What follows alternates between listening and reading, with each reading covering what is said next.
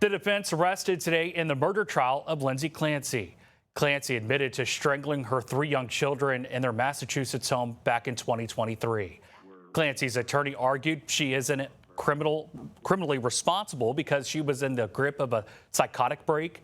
A forensic psychiatrist testifying for the defense today said Clancy clearly didn't know right from wrong at that moment. My opinion is that Ms. Clancy was, due to her mental disease, unable to conform her conduct was to the requirements of the law on the day that she took the lives of her children. After the defense arrested, prosecutors called a forensic psychiatrist as rebuttal witness who testified that Clancy's mental status did not seem abnormal when he met her. The trial has stirred a much larger conversation about postpartum health. Chanel Call met with one woman who's talking about her own struggle with the condition.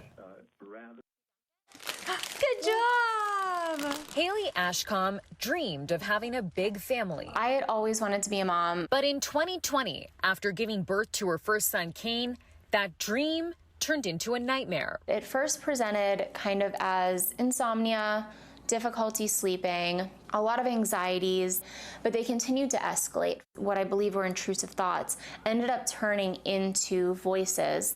Ashcombe says she was diagnosed with postpartum depression and prescribed Zoloft, the same anti-anxiety medication Lindsay Clancy was first prescribed. But those voices, Ashcombe says, got louder and turned violent. I've never in my life gone through a period where I thought it would be better not to be alive. And all of a sudden, it became the only option. Ashcombe says she went straight to a hospital and, like Clancy, was prescribed a second anti-anxiety med.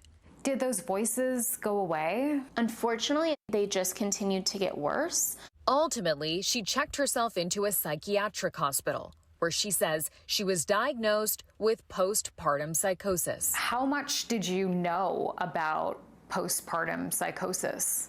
I knew nothing. I was so taken aback and thought that I was such a monster. This feels like a watershed moment. Dr. Catherine Berndorf treats women with this illness. Is this being underdiagnosed? I fear that it is. She says postpartum psychosis isn't listed in the standard handbook used by American mental health experts, which means many doctors often don't know what to look for.